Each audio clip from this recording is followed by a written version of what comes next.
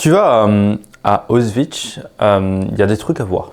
Des trucs qui sont pas forcément dans les visites guidées et tout, que tu peux pas comprendre.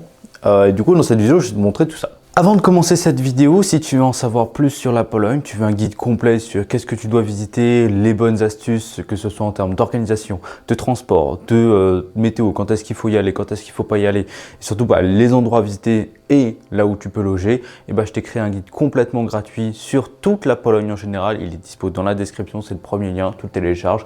Et nous, on va tout de suite regarder notre vidéo. Ce qu'il faut comprendre quand on fait le musée d'Auschwitz, c'est qu'on fait d'abord Auschwitz 1, c'est là où tu as du coup le camp de travail, etc., le musée, grosso modo, et ensuite tu as Birkenau, c'est là où il y avait le camp, avec les baraques, etc., là où il y avait les crématoriums et tout. Donc en gros, on commence par le musée. Là, en fait, on fait une visite guidée. Donc on a notre guide qui nous guide machin, qui nous fait découvrir les salles, grosso modo, là où il y a les objets personnels, la salle des cheveux, ce genre de trucs finalement. Et il faut savoir que c'est une visite guidée obligatoire jusqu'à 15h. De 15h à 17h, tu peux faire ce que tu veux, mais c'est un petit peu trop tard pour visiter le camp. Ce qu'il faut aussi savoir, c'est que tu as à peu près, nous, il y avait 2 groupes français dans la journée, c'est tout. Mais je te conseille quand même de les prendre et de les réserver à l'avance. Pourquoi? Parce que déjà, tu vas mieux comprendre ce qui va être dit, tout simplement. Et deuxièmement, en gros, chaque groupe de Polonais, Anglais, etc., ils vont faire le bâtiment musée de leur pays. C'est-à-dire que nous, au début, on ne savait pas tout ça, donc on a pris un groupe polonais, parce qu'on était arrivé à 7h du matin aussi, et que le premier groupe français, il était à 13h, on n'avait pas envie d'attendre.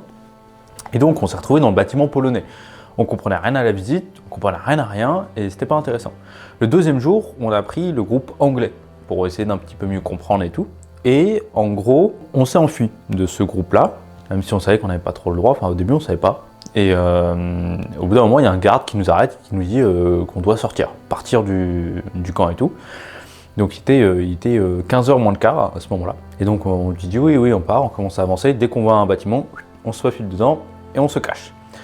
On savait pas, enfin on savait que les visites ça commençait à 15h, enfin ça on ne savait pas encore, mais du coup on a pu être tranquille. Mais du coup on s'est retrouvé dans le bâtiment français qui est partagé avec les Belges aussi, donc ça c'était vraiment un gros coup de chance. Du coup on a pu le visiter sans guide, sans personne, donc ça c'était vraiment sympa. Ensuite tu vas sortir du camp d'Auschwitz, le musée, tu vas devoir prendre une navette, c'est juste devant et tout, avec le groupe qui t'emmène directement à Birkenau. En plus parce que c'est trop loin, sinon t'en as pour 45 minutes à pied, c'est chiant. Moi je l'ai fait. Je t'assure, c'est chiant. Je l'ai fait parce que je savais pas. Et du coup, tu vas arriver dans le camp, tu rentres dedans, et pareil, c'est une visite guidée, donc tu suis ton groupe. Si c'est ton groupe français, c'est top, tu le suis, il va te donner plein d'anecdotes et tout. Mais le problème, c'est que tu fais pas tout ce qu'il faut voir. Par contre, ce qui est intéressant, c'est qu'une fois que la visite de Birkenau est terminée, tu peux faire une visite libre, tout seul, peu importe l'heure. Et donc, à ce moment-là, je te conseille de visiter, par exemple, il y a des répliques de baraques. Dans le côté, tu prends le plan de base avec l'entrée en bas, vers la droite, au début, il y a des baraques, alors c'est des reproductions de baraques qui ont été faites pour du coup voir l'intérieur, ce qui s'est passé, etc. Nous, on a mis tellement de temps à faire notre visite solo qu'on s'était retrouvé dans un groupe français qui, du coup, avec un guide qui a raconté tout ça. C'est toujours mieux d'avoir un guide, mais s'il n'y en a pas, dans ce cas-là, tu regardes des documentaires, des témoignages avant de venir du coup dans le camp de concentration pour mieux comprendre. Et donc on avait fait cette partie-là.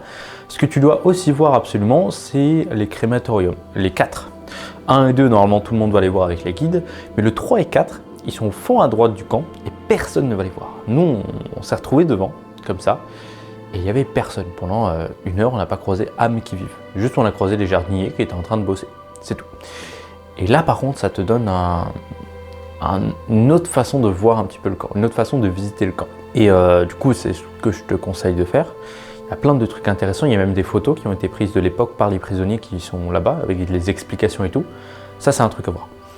Et la dernière chose que tu dois absolument voir au camp, c'est la baraque des enfants. Il y avait des enfants dans le camp, évidemment, et en gros, il y a les prisonniers adultes, pour égayer un peu la journée des enfants, ils ont dessiné sur les murs, et les dessins sont toujours là. C'est une baraque qui est plutôt le côté gauche du camp, au milieu, pas loin de la sortie finalement.